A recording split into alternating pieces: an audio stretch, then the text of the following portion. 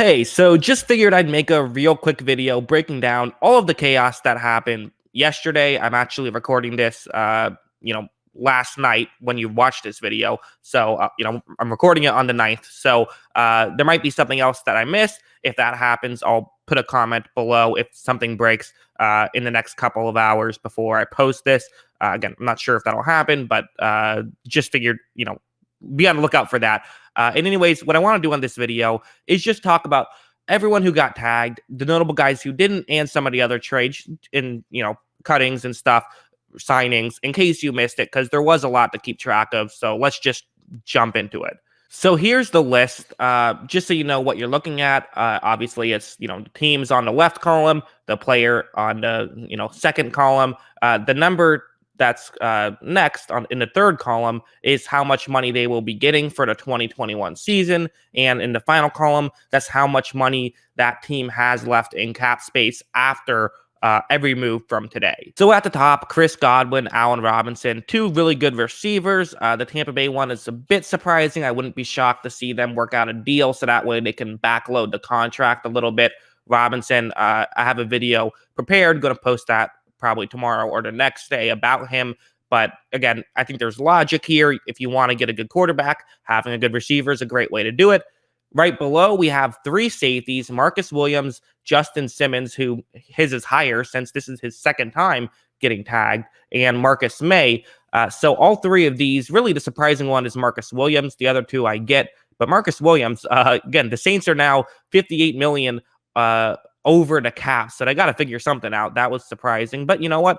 They want to keep their team intact. And this isn't an expensive tag since safeties aren't a very high paid position. So I guess there is some logic there. But still, they're going to have to figure something out. The New York Giants have tagged Leonard Williams, which does make sense. Give him another year, sort of as a prove it, what do you got? Was last year a fluke type of thing? It is a high price to pay, but they don't want to sign him to a long-term deal unless they know if he's the answer. Brandon Sheriff and Taylor Motton are both kind of expected. I feel like the Cam Robinson one is a bit it's a bit surprising, but I guess I do understand it for Jacksonville. They know they have a long way to go to be competitive, and you want to make sure you at least have a mediocre tackle who can protect probably Trevor Lawrence. So there's logic there. And again, the 71 next to that, they have a ton of cap space. So this one, I get it, even though he might be a bit overpaid now because of the cap.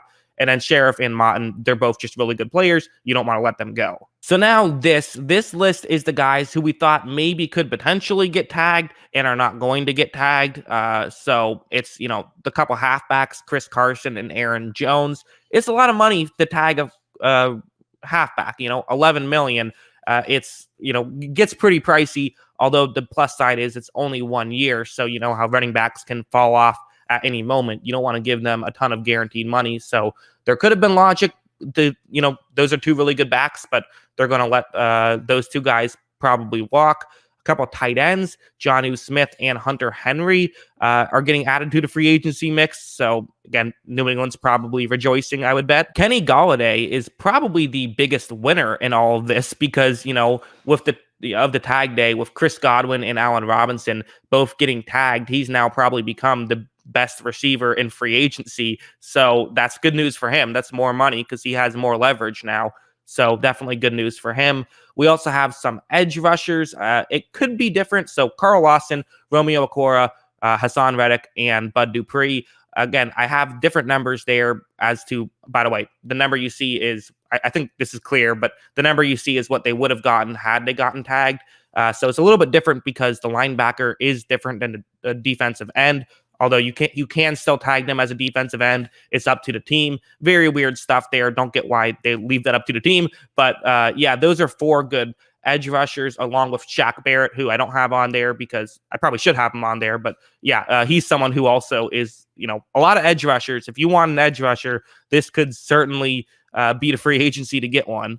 And Shaquille Griffin, again, that to me, I didn't think he was going to get tagged, but people were tweeting it out a lot. So I threw that one in there as well. So yeah, I guess good news for teams trying to sign tight ends, halfbacks, and edge rushers. Maybe bad news for teams who are trying to sign safeties or wide receivers or offensive linemen, since a lot of those guys got tagged. There's still, Joe Thuney, another guy who we knew he wouldn't get tagged. He's out there. So you have some moves you can make. But yeah, that's pretty much it for the tags. Although there were also 3 other pretty interesting moves that happened on the tag deadline day. Malcolm Butler got cut. So there's another cornerback who has value. He might not be a superstar, but he has value. So you could look that way. And Levante David got signed by Tampa Bay. I have a video coming out about that in the next couple of days. So it's either going to be the David video tomorrow or the Robinson video tomorrow, and then the other one the day after. At least that's the plan right now. And the big news probably was the Trent Brown trade, where basically the Raiders just said, here, New England, take him. We don't want him. You'll give us a slightly better draft pick? Fine. Which is surprising for one of the best tackles in the league to get let go like that. And I still stand by, I said I didn't think it was the right move.